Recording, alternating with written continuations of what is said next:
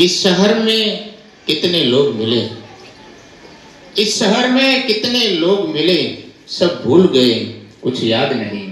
एक शख्स किताबों जैसा था, वो आज भी जुबानी याद है। એવું પ્રબુદ્ધ, પ્યારું અને સરળ વ્યક્તિત્વ એટલે શ્રી ભાવેશભાઈ સોલંકી, જેમણે આ ગામને 10 વર્ષ સુધી પોતાનું શિક્ષણ કાર્ય કર્યું। 2014 થી લઈ અને 2025 સુધી શિક્ષણ રૂપી એક યજ્ઞ અહીં આરંભ્યો। એવા શિક્ષક, એસએમસી અધ્યક્ષ, ગ્રામ પંચાયતના સદસ્યો, ગ્રામજનો, જોના શિક્ષક મિત્ર શ્રી નિલેશભાઈ અને અસગર અલી ઘરિયા સાહેબ,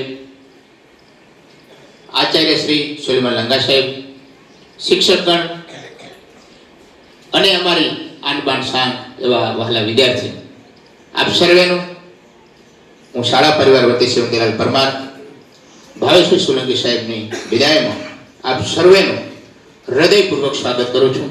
ખૂબ ખૂબ આપ સર્વેને સત્કારું છું। આભાર માનવાનો, આપણે અહીં આભારની એટલી પરંપરા બહુ ઓછી છે। વિદેશોમાં કેવું થેન્ક્સનું કલ્ચર છે।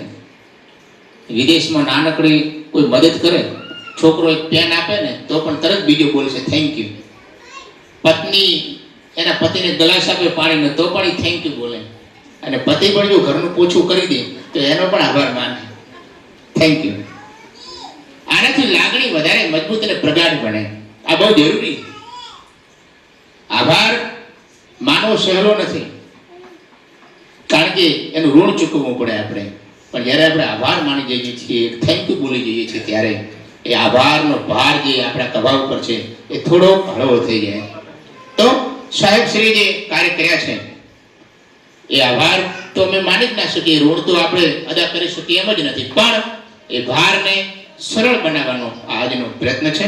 તો આજના કાર્યક્રમમાં ઉપસ્થિત મંચસ્થ મહાનુભાવોને વિનંતી કરીશ કે દીપ પ્રાગટ્ય કરી આજના કાર્યક્રમને ખુલ્લો મૂકે। મંચસ્થ મહાનુભાવો, ત્યારે કચ્છી સોંગ તો બને છે, બને ના બને?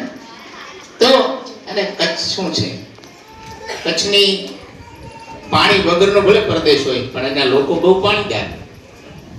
એક બહુ સરસ મજાની પંક્તિ છે, હું ઘણી વખત કહેતો હું કે ખેર બાવળને બોરડી કંઢાને કપ, કે ખેર બાવળને બોરડી કંઠ કંઢાને કક, આલ ઓથર કચડે જીતે માળું સવાયા લખ। એટલે આવો કચ્છ હોય જેના માળું એક માળું 1.25 લાખ મોતી બરાબર હોય, અને ભૂમિ ઉપર સરસ મજાનું ગીત રજૂ કરશે આપણી દીકરીઓ। પછી સોંગ ગજીયો મુંજો છે છબીલો મચ જદા આપણો કચ્છી વસે ને ઓડા ડિયાની કચ્છ થી ઓડા ડિયાની કચ્છ કરે વજે, એટલે કચ્છી ગીત ફૂલ खिलाए रखना, होठों पे हंसी के फूल खिलाए रखना, यादों को हमारे दिल में बसाए रखना, यादों को हमारे दिल में बसाए रखना। चाहे मुलाकात हो या ना हो, चाहे आपसे मुलाकात हो या ना हो, पर हमसे दोस्ती सदा निभाए रखना। भावेश भाई, हमसे सदा दोस्ती निभाए रखना। થોડું વધારે કહેવાય ગયું હોય તો ક્ષમા માંગુ છું।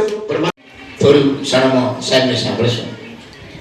જેમ કે ભાવેશભાઈ સાહેબ બહુ આછા બોલા કે અમારે બોલીને બતાવવું પડે, અને એ બોલ્યા વગર બતાવી દે, એમનું કામ બોલે। બસને માટે કામના બહુ માહિર, કોમ્પ્યુટરના તો બહુ હોશિયાર આપણી શાળાના જાણે ચાર્લ્સ બેબેજ। આજે પણ જ્યારે આપણે કંઈ કામ હોય તમે બધા જાણો છો કે હવે મોટા ભાગનું કામ જે છે એ ઓનલાઈન થઈ ગયું। દરેક વિગતો જે છે એ ઓનલાઈન અપલોડ કરવી પડે, માહિતી આપવી પડે, તો સતત કોમ્પ્યુટરનું કામ હોય અને એમાં પાવરદાર માણસોની જરૂર હોય, તો એવા સાહેબ પાવરદાર છે। વાત કરતો તો હું એમના ઓછા બોલવાની, તો એક શેર છે કે पंछी को उसकी मंजिल मिलेगी, ये फैले हुए उसके पंख बोलते हैं।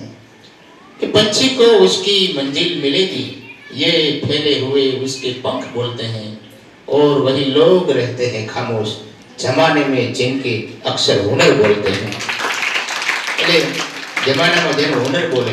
તો આજે હું કહીશ કે ઓછો નહીં, થોડુંક વધારે બોલો અને લાગણી વરસાવો. આપણા સંસ્મરણો વાગડો શ્રી ભાવેશભાઈ સોલંકી સાહેબ.